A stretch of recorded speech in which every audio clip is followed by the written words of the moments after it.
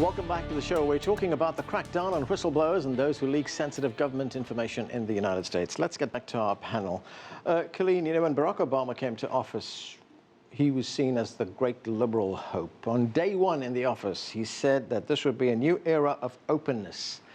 7.5 years later, more people have been prosecuted under the 1917 Espionage Act by this administration than all previous presidents combined.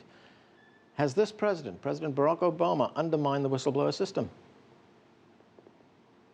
I would say so.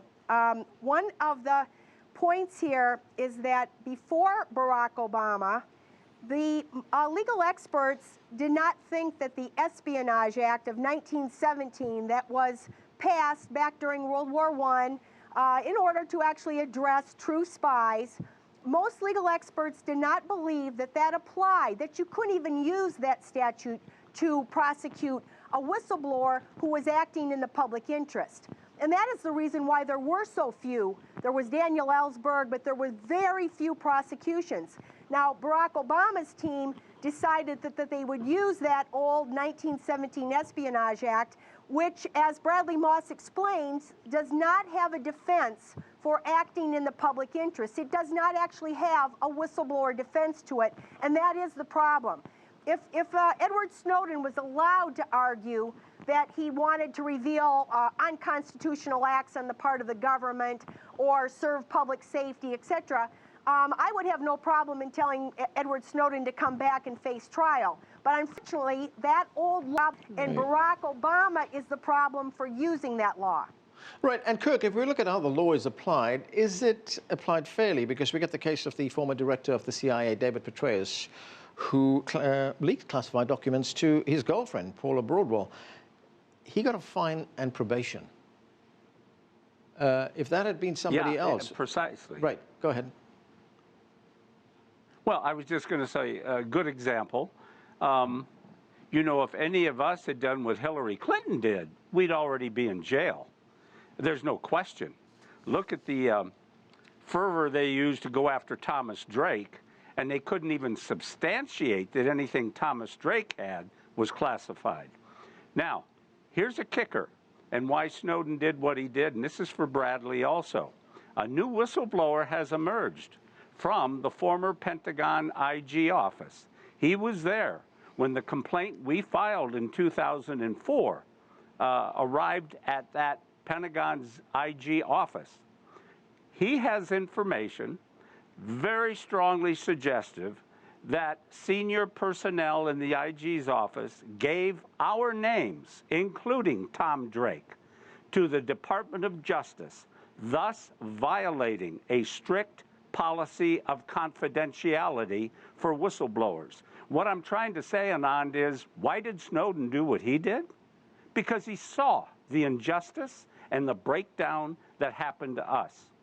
And one comment on Bradley's comments.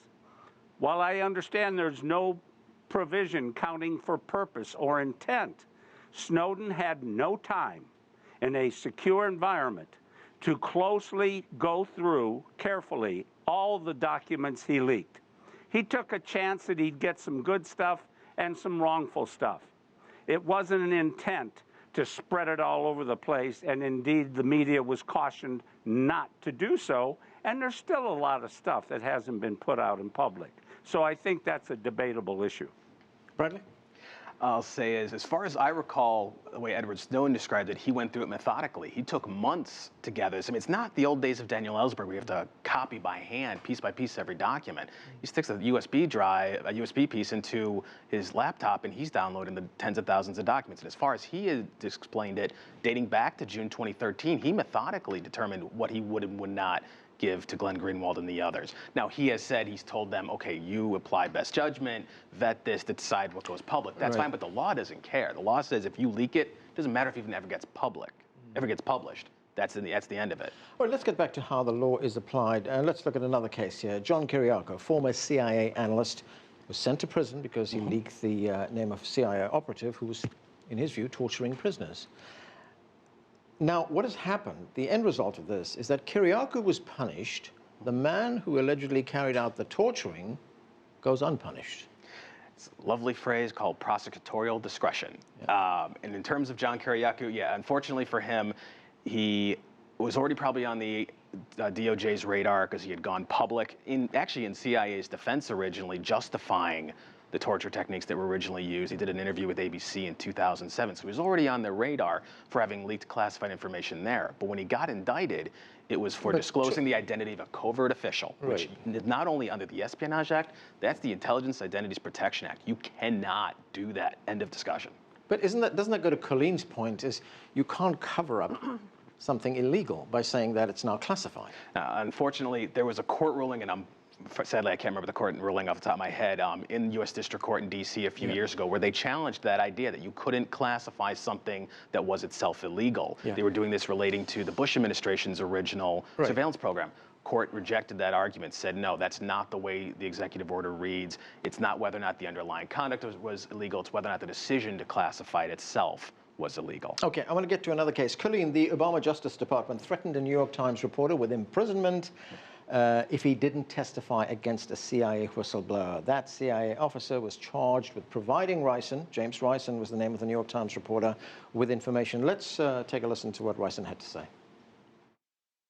The government wants to crack down on anyone who dissents or blows the whistle or talks in any way that the White House or the CIA or the NSA or any of these agencies doesn't like. And so these agencies go to the Justice Department to do their bidding to start to try to punish people who have spoken out. That was James Rison talking on The Heat last day. He was talking to me. But Colleen, doesn't that send a chilling message to whistleblowers? And more especially, doesn't that tell us something about what this administration thinks of the media? Absolutely. And it also points out the double standard that we were just talking about.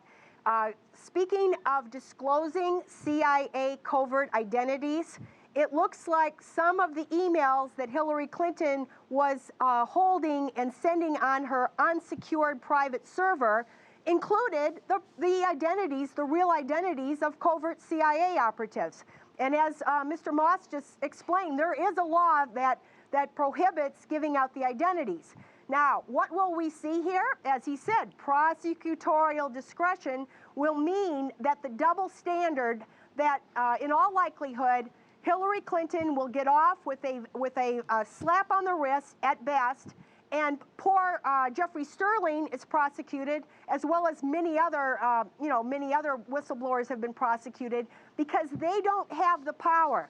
In Jeffrey Sterling's case, he had filed an EEO EEO complaint for discrimination because he's black. And that may have been the thing that they were looking at too. So people at the lower echelons do not enjoy this privilege.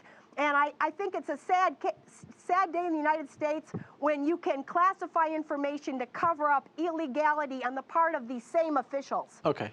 Kirk, I've got about 30 seconds. Absolutely. Edward Snowden is calling for ironclad protection for whistleblowers. He said that going to the press is probably the best chance a whistleblower has if he or she wants to get out information. Does Snowden have a point here? He does, but even that's dangerous, Anand.